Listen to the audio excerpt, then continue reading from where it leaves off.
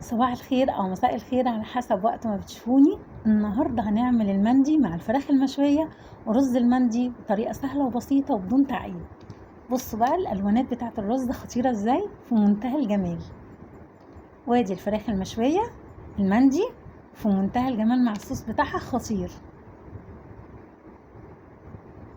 بصوا بقى مستوية في نفس الوقت، السوا بتاعها في منتهى الجمال زي ما انتم شايفين كده مشوي، واللحم بتاعها من جوه بيدوب دوب. يلا بينا نشوف مقادير المندي بأسهل وألذ طريقة عملناه ازاي. أول حاجة احنا جبنا معلقتين زبادي،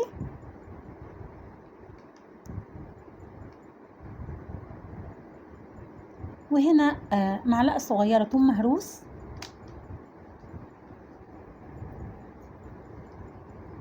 ومعلقة كبيرة فلفل أسمر،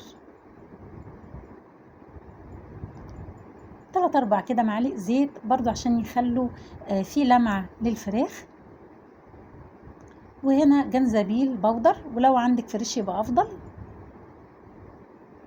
وهنا بهارات،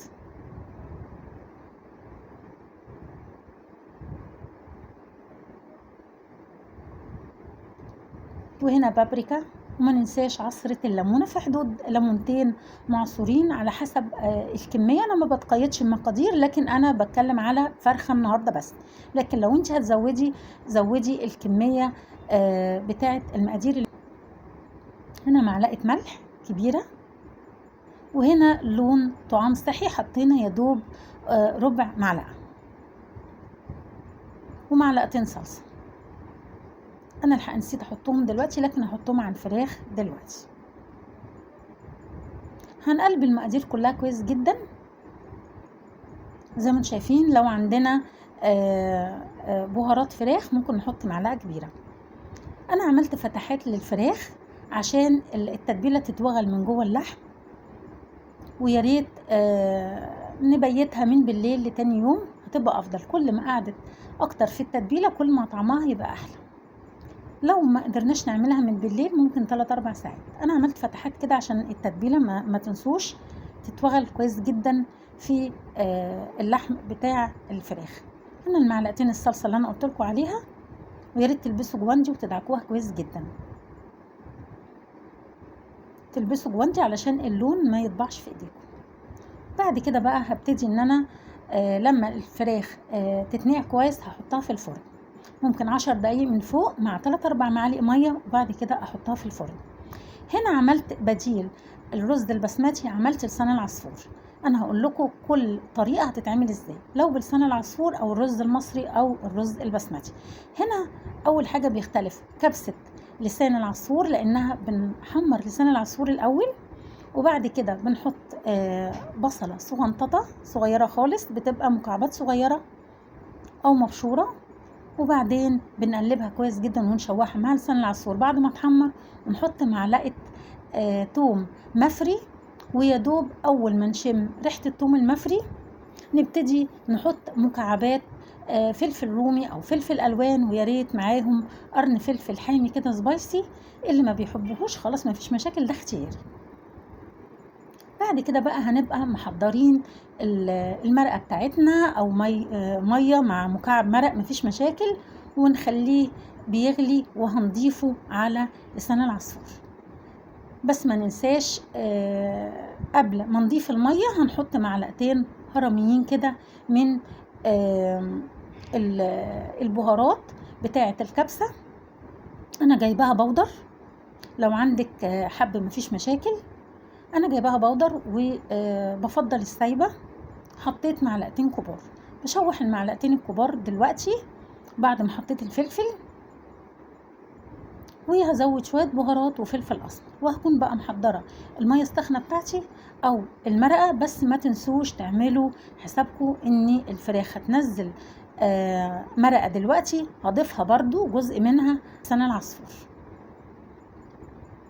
طيب لو عندي بقى رز مصري مفيش مشاكل، بنعمله بنفس الطريقه، او رز بسمتي، بس الرز البسمتي بيتنقع نص ساعه في الميه الدافيه، الرز المصري لا. بس الاتنين بيتعملوا بنفس الطريقه، اللي انا بقطع البصله واشوحها، وبعد كده احط الثوم المفري، وبعد كده بحط البهارات بتاعتي واقلبها كويس جدا واشوحها، وبعد كده احط الرز البسمتي او الرز المصري ايا كان، وبعد كده بضيف المرقه عليه، واضيف المرقه بتاعه من الفراخ زي ما انتم شايفين.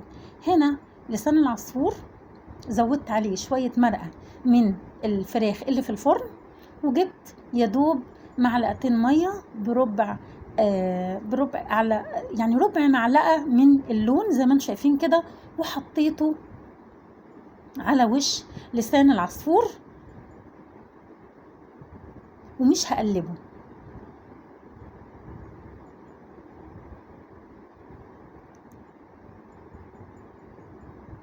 بصوا هنا بقى لما حطيت شوربه قلبته تقليبه بسيطه، انا ما قلبتوش للاخر. بصوا قلبته تقليبه بسيطه ليه؟ عشان يطلع لونين. لو قلبته هيطلع كله لون واحد، لكن انا عايزاه لونين زي ما انتم شايفين كده. بصوا طلع لونين ازاي، في منتهى الجمال وريحته خطيره. ما تنسوش ان انا حطيت شويه مرقه من الفراخ اللي كانت في الفرن، اول ما ابتدت دخلت على السوا حطيتها على لسان العصفور. بصوا بقى الفراخ بعد ما استوت. لو انتوا عايزين تحطوا فحمايه مفيش مشاكل. بصوا بقى اللحم بيدوب دوب كده، وهوريلكم الفرخه او الوراك لما استوت شكلها بقى ايه من جوه مع الرز، حاجه كده في منتهى الجمال. ان شاء الله تعجبكم، ولو عجبتكم يا ريت تعملوا لي لايك وشير اشتراك في القناه، ما تنسوش تفعلوا الجرس. بصوا بقى خطير ازاي، مستوي وفي منتهى الجمال.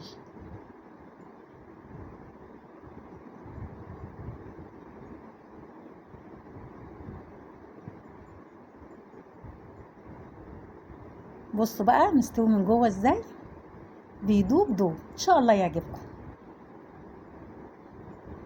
وبألف هنا.